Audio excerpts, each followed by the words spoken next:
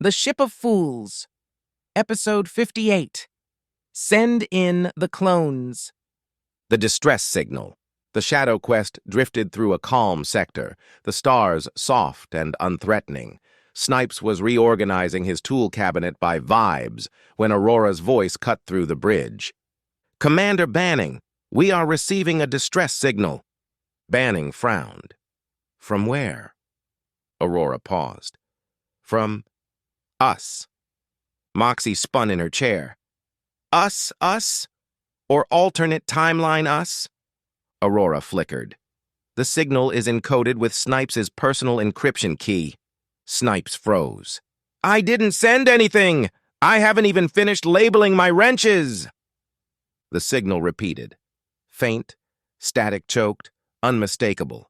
Snipes' voice. "Help! Me!" The bridge went silent. Banning stood. "Aurora, trace it." "Coordinates locked," Aurora said. "The signal is less than 1 hour old." Snipes whispered, "I'm right here, so who's sending it?" The shadow quest dropped out of warp near a drifting escape pod. It was old, battered, scorched, and covered in cosmic dust. Moxie scanned it. No life support, no power, but there's a life sign inside. Snipes swallowed. "What kind of life sign?" Aurora answered. "Human, identical to Snipes. Might be a clone." Snipes screamed. The pod was brought aboard.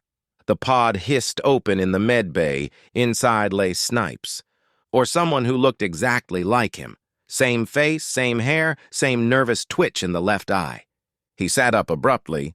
"Finally," he said. "You got my message." Snipes pointed at him. "No, absolutely not. I am me. You are identity theft." Clone Snipes rolled his eyes. "Relax. I'm not here to replace you." Moxie crossed her arms. "Then what are you here for?" Clone Snipes' expression darkened. "To save your lives." Clone Snipes paced the med bay with frantic energy. "You're all in danger," he said. "A disaster is coming. A big one. Catastrophic. Timeline ending." Banning frowned. "What kind of disaster?" Clone Snipes hesitated. "I can't say." Snipes threw his hands up. "You can't say? You show up in a coffin from space and you can't say?" Clone Snipes pointed at him. "If I tell you, you'll try to stop it. And if you try to stop it, you'll cause it." Moxie muttered, "Oh, great. A paradox with hair gel." Clone Snipes continued, "All I can tell you is this. In 48 hours, something happens that destroys the shadow quest." Snipes gasped. 48 hours? That's not enough time to panic properly." Aurora scanned the clone. "Genetic structure is identical to Snipes. Cellular aging suggests he is approximately 5 years older." Snipes blinked. 5 years older? So he's future me? Clone Snipes nodded. "From an alternate timeline that no longer exists." Moxie frowned. "How did you get here?" Clone Snipes hesitated. "I escaped, barely. Our ship, was destroyed." Snipes whispered, "How?" Clone Snipes shook his head. "I told you, I can't say." Clone Snipes made himself at home. Too at home. He knew every access code. He knew where Snipes hid his snacks. He knew how to bypass engineering safety locks. He even knew how to make Moxie's coffee exactly the way she liked it. Snipes was horrified. "He's like me, but competent?" Moxie smirked. "So the opposite of you." Clone Snipes spent hours in engineering, muttering to himself, adjusting systems, running diagnostics Snipes didn't understand. Snipes confronted him. "What are you doing?" Clone Snipes replied, "Trying to keep you alive." Snipes crossed his arms. "Well, stop it." Aurora detected anomalies. Power fluctuations, sensor ghosts, phantom readings, a buildup of energy in the warp core that shouldn't be possible. Banning confronted Clone Snipes. Are you doing this? Clone Snipes shook his head. No. This is what I came to warn you about. Moxie frowned. Then what's causing it? Clone Snipes hesitated. Something that followed me through time. The lights flickered. The ship groaned. Aurora's voice sharpened. Commander, something is inside the hull. A shadow moved through the corridors. A shifting, flickering distortion like a creature made of broken reflections. It wasn't alive. It wasn't dead. It was a temporal echo, a remnant of the destroyed timeline. A paradox predator. Clone Snipes whispered. It killed us, all of us. It feeds on probability, on potential, on futures. Snipes screamed. Why does everything want to eat us? The creature lunged. The Shadow Quest shook as the paradox creature phased through walls, draining power, destabilizing systems.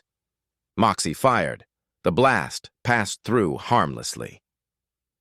Aurora analyzed. It exists partially outside our timeline. We cannot harm it directly. Clone Snipes shouted, But we can trap it! He ran to engineering, Snipes chasing after him. Hey, don't run off with my legs! Clone Snipes activated a temporal containment field. The creature shrieked, a sound like a collapsing star, and was pulled into the field, frozen in a loop of its own existence. The ship stabilized. Banning exhaled. Is it over? Clone Snipes nodded. For now. Later, Snipes stood in front of a mirror in his quarters, practicing. He puffed out his chest, squared his shoulders, raised one eyebrow dramatically. Look at me, he said to his reflection. I'm confident. I'm mysterious. I'm future me.